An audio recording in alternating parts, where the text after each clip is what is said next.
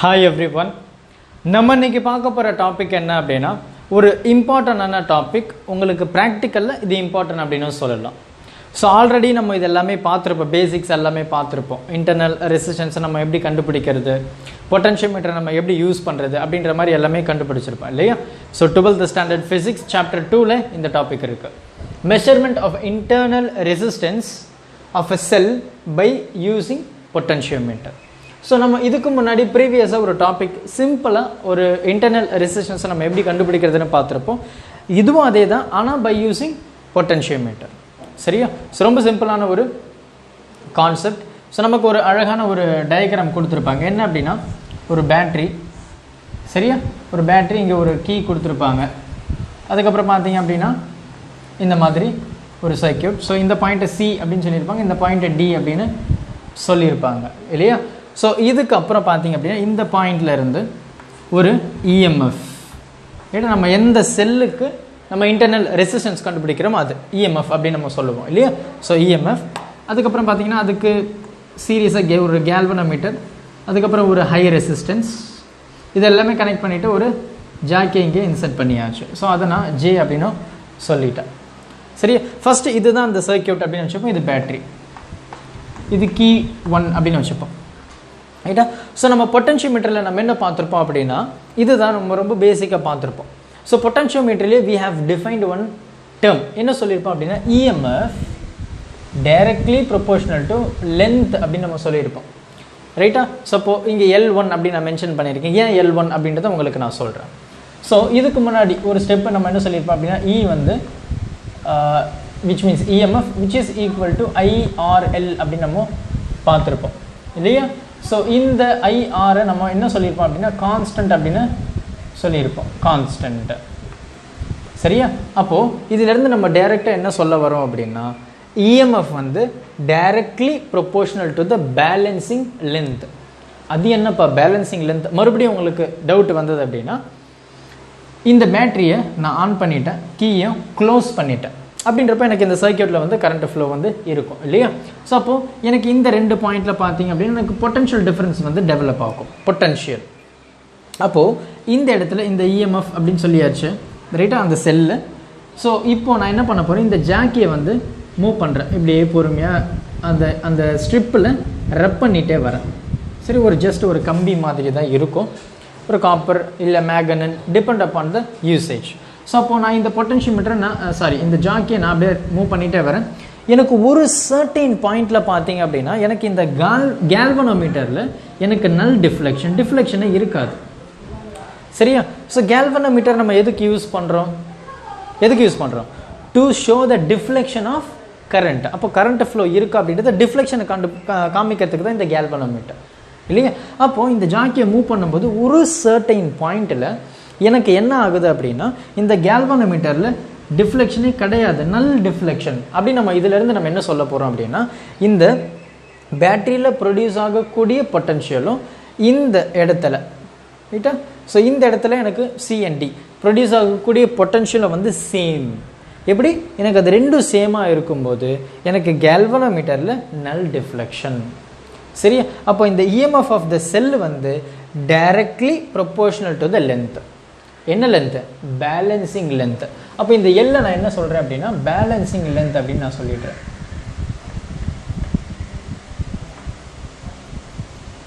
Balancing length. So balancing length ஆகும்போது எனக்கு கேல்வனோமீட்டரில் 0 deflection தான் காமிக்குமா சார் அப்படின்னா, நம்ம நிறைய பார்த்தாச்சு, வீட்ஸ்டோன் பிரிட்ஜ்லேயே நம்ம பார்த்துருப்போம் இல்லையா. ஸோ இந்த மாதிரி எனக்கு பிரிட்ஜ் இருக்குது. அப்போ எனக்கு இதுவும் எனக்கு சேம் அப்படின்னா இந்த பிட்வீனில் இருக்கிற கேல்வனோமீட்டரில் டிஃப்ளெக்ஷன் இருக்காது அப்படின்றத நம்ம பார்த்துருப்போம். அதுலேயே உங்களுக்கு ரொம்ப கிளியரான கான்செப்ட் புரிஞ்சிருக்கும். அதே தான் இங்கே. அப்போ எனக்கு இங்கே ப்ரொடியூஸ் ஆகக்கூடிய அந்த பொட்டன்ஷியலும் இங்கே ப்ரொடியூஸ் ஆகக்கூடிய பொட்டன்ஷியல் டிஃப்ரென்ஸ் வந்து எனக்கு சேமாக இருந்தது அப்படின்னா எனக்கு கேல்வனோமீட்டரில் நல் டிஃப்ளெக்ஷன். அந்த பாயிண்ட்டை நான் லென்த் அப்படின்னு எடுத்துக்கிறேன். அப்போ இஎம்எஃப் வந்து is directly proportional to length. முடிஞ்சு போச்சு. ஸோ டிஃப்ரென்ஷியேட் பண்ணுறதுக்கு நான் இந்த L1 அப்படின்னு நான் சொல்லிக்கிறேன். இப்போது இந்த இடத்துல நம்ம என்ன பண்ண போகிறோம் அப்படின்னா, இந்த இஎம்எஃப்க்கு அப்படியே கீழே ஒரு ரெசிஸ்டரை கனெக்ட் பண்ணுறோம். சரி, அதுக்கும் வந்து ஒரு கீ வச்சாச்சு, ரெசிஸ்டன்ஸ். அப்போ இந்த கீயை நான் K2 அப்படின்னு சொல்கிறேன், K2. அப்போது இப்போ நான் என்ன பண்ணுறேன், எனக்கு இந்த இது அப்ளை பண்ணுறதுக்கு முன்னாடி எனக்கு இதில் இஎம்எஃப் மட்டும்தான் போகுது. அதனால் இஎம்எஃப் வந்து டைரக்ட்லி ப்ரொபோர்ஷனல் டு அந்த பேலன்சிங் லென்த். இப்போ பார்த்தேன்னா நான் ஒரு ரெசிஸ்டன்ஸை கனெக்ட் பண்ணிட்டேன். அப்போ ரெசிஸ்டன்ஸை கனெக்ட் பண்ணிட்ட பிறகு எனக்கு இந்த இடத்துல ஒரு பொட்டன்ஷியல் ட்ராப், நல்ல கவனி, பொட்டன்ஷியல் ட்ராப் வந்து டெவலப் ஆகும். அப்போ அந்த பொட்டன்ஷியல் ட்ராப்பை நம்ம எப்படி கண்டுபிடிக்கிறது? ரொம்ப சிம்பிள். அப்போ இந்த சர்க்கியூட் வந்து எனக்கு க்ளோஸ் ஆகிடுச்சு அப்படின்னா எனக்கு இந்த இடத்துல அந்த கரண்ட் வந்து ஃப்ளோ ஆக ஆரம்பிச்சிடும். ஏன்னா எனக்கு இது high resistance will not allow the current. சரி, ரொம்ப மினிமமான கரண்ட்டை தான் வந்து அலோவ் பண்ணும். ஏன்னா அது ஹை ரெசிஸ்டன்ஸ் அதிகமாக எதிர்க்கும். ஓகே, அப்போ எனக்கு இந்த இடத்துல பொட்டன்ஷியல் டிஃப்ரென்ஸ் எப்படி கண்டுபிடிக்கிறது? பொட்டன்ஷியல் ட்ராப் நமக்கு தெரிஞ்ச ஒரு ஃபார்முலா V = IR அப்படின்னு நம்ம படிச்சிருப்போம். ரைட்டா? எல்லா இடத்துலையும் நம்ம ஓம்ஸ் லா தான் யூஸ் பண்ணுவோம். ரொம்ப பேசிக்கான விஷயம், அது நம்ம தெரிஞ்சுக்க வேண்டிய விஷயம். அதையும் நம்ம பார்த்தாச்சு இல்லையா? ஓகே, அப்போ இந்த இடத்துல எனக்கு பொட்டன்ஷியல் ட்ராப். ஸோ உங்களுக்கு டிட்டர்மினேஷன் ஆஃப் இன்டர்னல் ரெசிஸ்டன்ஸில் ஒரு சின்ன விஷயம் நான் உங்களுக்கு சொல்லியிருப்பேன். என்ன சொல்லியிருப்பேன் அப்படின்னா, எனக்கு இப்போது இந்த செல் இருக்கும்போது எனக்கு இதில் வந்து கம்பல்சரி ஒரு இன்டர்னல் ரெசிஸ்டன்ஸ் இருக்கும் அப்படின்றது உங்களுக்கே தெரியும் இல்லையா? இதில் வந்து அந்த மாதிரி காமிக்கல, ஜஸ்ட் ஒரு செல்லை மட்டும் வரைஞ்சிருக்காங்க. அதில் கண்டிப்பாக ஒரு இன்டர்னல் ரெசிஸ்டன்ஸ் வந்து இருக்கும் இல்லையா? அது இல்லாமல் செல்லு கிடையாது, பேட்டரியும் கிடையாது. ஸோ அப்போது இந்த இடத்துல இருக்கும்போது சப்போஸ் எனக்கு இங்கே 20 இருக்குது அப்படின்னா எனக்கு இதுலேயும் ஒரு பொட்டன்ஷியல் ட்ராப் க்ரியேட் ஆகும், இந்த ரெசிஸ்டர்லேயும் ஒரு பொட்டன்ஷியல் ட்ராப் க்ரியேட் ஆகும் அப்படின்றத நம்ம பார்த்துருப்போம். ஃபார் எக்ஸாம்பிள் எனக்கு இங்கே 20 இருக்குது அப்படின்னா எனக்கு இங்கே 18. இது நான் ப்ரீவியஸ் டாபிக் எடுக்கும்போது இதை தான் சொல்லியிருப்பேன், இதே எக்ஸாம்பிள். அப்போது எனக்கு இந்த இடத்துல 20 பேர் இருக்காங்க. அந்த 20 பேரில் இந்த ரெசிஸ்டன்ஸில் 18 பேர் வந்துட்டாங்க. அப்போ மிச்சம் இருக்கிற 2 பேர் எங்கே போவாங்க? இங்கே மட்டும்தான் போக முடியும், வேறு எங்கேயுமே இடம் கிடையாது இல்லையா? அப்போ இங்கே வந்துடுவாங்க. அப்போ இந்த டோட்டல் 20-ஐ நான் எப்படி கேல்குலேட் பண்ணுவேன்? டோட்டல் இஎம்எஃப் நான் எப்படி கேல்குலேட் பண்ணுவேன்? Potential drop across internal resistance plus potential drop across this resistance. அப்போது இஎம்எஃப் கரெக்டாக which is equal to அந்த 2 + 8. அந்த 2 என்ன? Internal resistance. Internal resistance IR, potential drop. இந்த இன்டர்னல் ரெசிஸ்டன்ஸில் ப்ரொடியூஸ் ஆகக்கூடிய பொட்டன்ஷியல் ட்ராப் IR ப்ளஸ் அந்த ரெசிஸ்டன்ஸில் ப்ரொடியூஸ் ஆகக்கூடிய பொட்டன்ஷியல் ட்ராப்பு R. ரைட்டா? அப்போ நமக்கு இப்போ என்ன தேவை? பொட்டன்ஷியல் ட்ராப்பு தான் நமக்கு இப்போ தேவை. அப்படின்றதுனால நம்ம வெறும் R மட்டும் தான் கண்டுபிடிக்கிறோம். அப்போ இந்த ஈக்குவேஷனை எப்படி சிம்பிள் அரேஞ்ச் பண்ணுறேன்னு மட்டும் பாரு. அப்போது இந்த EMF which is equal to எனக்கு I காமன் எடுத்தாச்சு. அப்போ R + R. சரியா? அப்போது EMF by R + R which is equal to I. இந்த டேர்மை நான் இங்கே எடுத்துகிட்டு வந்தேன், அவ்வளோதான். சரியா? அப்போ இந்த ஐயை நான் எப்படி சொல்லலாம்? இந்த இடத்துல பாரு, I which is equal to V/R. கரெக்டா? அப்போ இந்த ஐ இருக்கிற இடத்துல நான் V/R அப்படின்னு எழுதலாம் இல்லையா? அப்போ இந்த EMF R + R, instead of writing I நான் V/R அப்படின்னு எழுதுகிறேன். நமக்கு என்ன தேவை? பொட்டன்ஷியல் ட்ராப் தான் இப்போ தேவை. இந்த ரெசிஸ்டன்ஸில் ப்ரொடியூஸ் ஆகக்கூடிய பொட்டன்ஷியல் ட்ராப். ஏன் இதை எடுக்கிறோம் அப்படின்னா, பிஃபோர் அப்ளையிங் திஸ் எனக்கு இந்த சர்க்யூட்டில் வெறும் இஎம்எஃப் மட்டும் தான் இருக்குது. ஆனால் இந்த ரெசிஸ்டன்ஸை ஆட் பண்ணிட்ட பிறகு எனக்கு பொட்டன்ஷியல் ட்ராப் வந்து டைரக்ட்லி ப்ரொபோர்ஷனல் டு லென்த். இப்போ நம்ம ஃபஸ்ட்டு என்ன கண்டுபிடிச்சோம்? எனக்கு இஎம்எஃப் வந்து இதை எடுத்துகிட்டு வரும்போது எனக்கு ஈக்குவல் ஆகும்போது எனக்கு இஎம்எஃப் வந்து டைரக்ட்லி ப்ரொபோர்ஷனல் டு L1. இப்போ நம்ம R எடுத்துகிட்டு வந்த பிறகு மறுபடியும் இந்த ஜாக்கியை மூவ் பண்ணுறோம். அப்போ இந்த ஜாக்கியை மூவ் பண்ணிவிட்டு ஒரு பாயிண்ட்டுக்கு எடுத்துகிட்டு வரேன். அந்த பாயிண்ட்டில் எனக்கு என்ன ஆகுது? இந்த கேல்வனோமீட்டர் மறுபடியும் நல் டிஃப்ளெக்ஷன். அப்போ நல் டிஃப்ளெக்ஷன் ஆகும்போது இந்த potential drop directly proportional to length. சரியா? ஸோ அதை நான் எப்படி சொல்கிறேன்? V directly proportional to L2.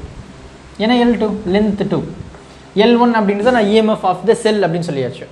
அப்போ பொட்டன்ஷியல் ட்ராப் அக்ராஸ் இது ரைட்டா? அப்போ இது ரெண்டும் பேலன்ஸ் ஆகும்போது எனக்கு இந்த பொட்டன்ஷியல் ட்ராப் வந்து பேலன்ஸ் ஆகிட்ட பிறகு எனக்கு கேல்வனோமீட்டர் 0 ஆகும்போது எனக்கு வெறும் பொட்டன்ஷியல் ட்ராப் இந்த இடத்துல மட்டும்தான் இருக்கும். எனக்கு இஎம்எஃப் செல் ஆக்ட் ஆகாது இல்லையா? ஓகே. ஸோ அப்போ V வந்து டைரக்ட்லி ப்ரொபோர்ஷனல் டு L2. அப்போ இந்த டேர்ம் எழுதியாச்சு. அப்போ இந்த R இந்த பக்கம் வந்துச்சு அப்படின்னா நம்ம எப்படி எழுதலாம்? R EMF by R plus R which is equal to V. ஆமாவா? ரொம்ப சிம்பிளாக முடிஞ்சதா? ஓகே. இப்போ நம்ம என்ன பண்ண போகிறோம்? நம்ம இந்த இஎம்எஃப்பும் இந்த பொட்டன்ஷியல் ட்ராப்பையும் நான் ஈக்குவேட் பண்ணுறேன் ரைட்டா? ஸோ லெட் மீ சே இது வந்து ஈக்குவேஷன் 1 அப்படின்னு வச்சுப்போம், இதை நான் ஈக்குவேஷன் 2 அப்படின்னு சொல்கிறேன்னு வச்சுப்போம். சரியா? அப்போது E which is nothing but the EMF directly proportional to L1, EMF which is equal to IR L1. அப்போ IR அப்படின்றது கான்ஸ்டன்ட் சொல்லியாச்சு, L1 அப்படின்றது பேலன்சிங் லென்த். இது வந்து பேலன்சிங் லென்த் L2 ஃபார் அந்த பொட்டன்ஷியல் ட்ராப்.